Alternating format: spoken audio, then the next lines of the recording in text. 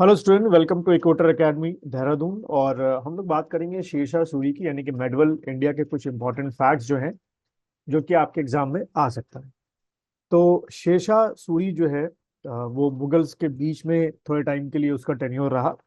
और जो जो उसने काम किए अक्सर वो एग्जामों में पूछ लिए जाते हैं। ठीक है। तो सबसे पहला क्वेश्चन या सबसे पहला फैक्ट जो है कि शेरशाह का बचपन का नाम क्या था। तो हिज चाइल्डहुड नेम और हिज ओरिजिनल नेम कह सकते हो, वॉज फरीद।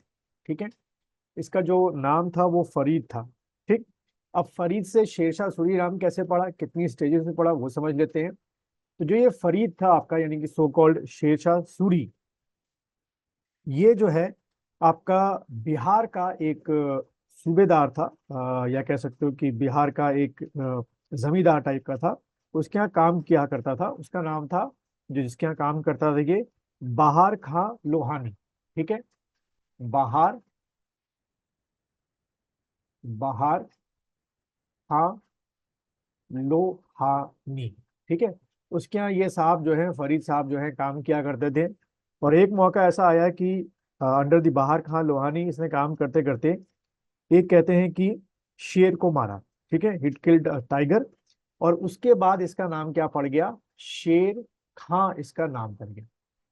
ठीक। यानी कि फरीद से शेर खां नाम कैसे पड़ा, when he working under the बाहर खां लोनी, और वहां करते करते एक टाइगर को शिकार के दौरान इसने तलवार से मारा। उसके बाद ये नाम क्या पड़ गया, शेर खां इसका नाम पड़ गया। ठीक। अब शेर खां से शेरशाह सूरी नाम कैसे पड़ा, पहले नाम लिख लेते हैं। शेर शाह शाह सूरी। अब ये नाम कैसे पड़ा, नाम इस तरीके से पड़ा कि 1539 में, ठीक है, आपकी क्या हुई, war of Chausa. War of Chausa, ठीक है, ये आपका युद्ध हुआ किसके साथ, शेर खां वर्सेस आपका हुमायूं के साथ। ठीक है, हुमायूं। तो इस वॉर में जो है, वो शेर खां ने हुमायूं को बुरी तरह हराया। और कहते हैं हुमायूं ने नदी में कूद कर जो है अपनी जान बचाई। लेकिन अब इतने मतलब किंग ऑफ उस समय के मुगल सम्राट को हराना बहुत बड़ी बात थी। तो इसने इसी वॉर ऑफ चौसा के बाद क्या टाइटल अडॉप्ट किया, शेर शाह सूरी। ठीक है, नाम अडॉप्ट कर लिया। और अपने नाम का एक कहते हैं कि जो इस्लामिक खुतबा होता है वो भी इसने पढ़वाया। तो आप देख सकते हैं कि फरीद से आपका जो शेर शाह सूरी का जो उसका सफर था, वो किन किन स्टेजेस से होकर गुजरा। तो ये अक्सर एग्जाम में पूछ लिया जाता है।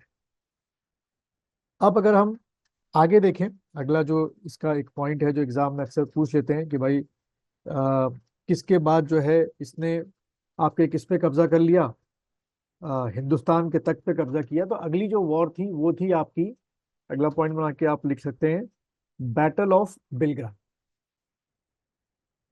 Battle of Bilgram. ठीक है, बैटल ऑफ बिलग्राम। ये जो बैटल ऑफ बिलग्राम थी, ये 1540 1540 में आपकी लड़ी गई थी। अगेन किसके बीच में, बिटवीन शेर शाह सूरी, शेर शाह सूरी वर्सेस आपका क्या, हुमायूं। जहां अभी इन दोनों के बीच में एक साल पहले यानी कि वॉर ऑफ चौसा में लड़ाई हुई थी, जिसमें शेर खां सो कॉल्ड शेर शाह सूरी जीत गया था। अब इस बैटल ऑफ बिलग्राम में फाइनली शेर शाह सूरी ने हुमायूं को हरा दिया। और इसे कहते हैं कि भारत से जाना पड़ा बाहर। और हिंदुस्तान के तख्त पर जो है वो किसने, शेर शाह सूरी ने अधिकार कर लिया। तो ये बैटल ऑफ चौसा 1539 याद रखना है आपको, बैटल ऑफ बिलग्राम 1540 जो है वो आपको याद रखना है। यानी कि 1540 के ऑनवर्ड जो है हमारे भारत पर जो है वो शेरशाह सूरी ने ऑक्यूपेशन या कब्जा कर लिया। तो ये दूसरा अफगान था जो इसने ऐसी हरकत की। ठीक है। अब कहा जाए कि इसको हम लोग क्यों याद करते हैं इतना खास तौर पे, तो इसने जो एडमिनिस्ट्रेटिव रिफॉर्म्स आपके किए थे उसको लेके काफी क्वेश्चन जो है एग्जाम में बन जाते हैं।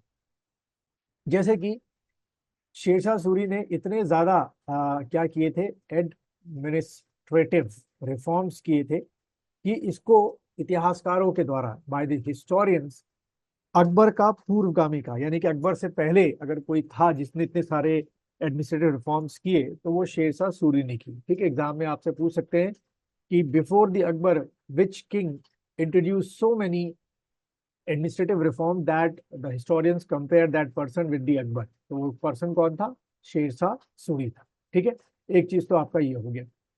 सेकेंड थिंग, अगर हम बात करें कि इसका जो मेन आपका रेवेन्यू सिस्टम था या टैक्स सिस्टम या रेवेन्यू सिस्टम था, वो किस पर बेस्ड था या किस तरीके का था? That was ryotwari system. ठीक है, रैयतवाड़ी, रैयतवाड़ी सिस्टम।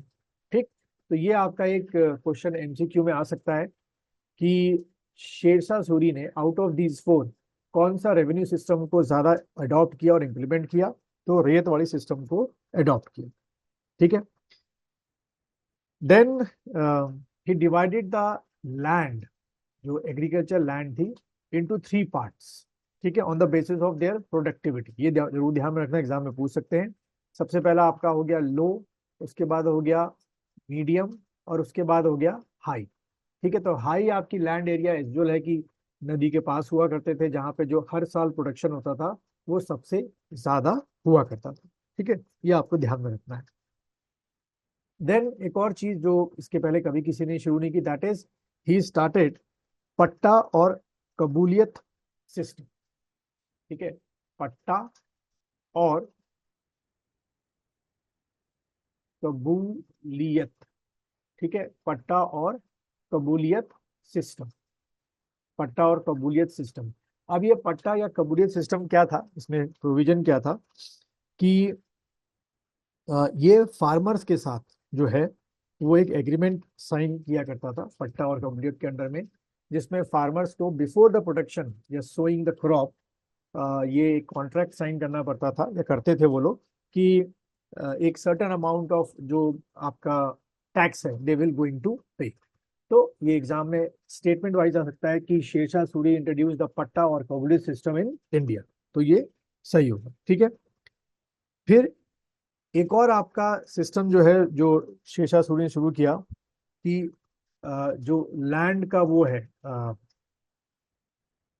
लैंड का कह सकते हो क्या, जो उसका डेजिग्नेशन है कि किस तरीके की लैंड है आपकी, दैट इज कॉल्ड राई सिस्टम। ठीक है, RAI, राई सिस्टम।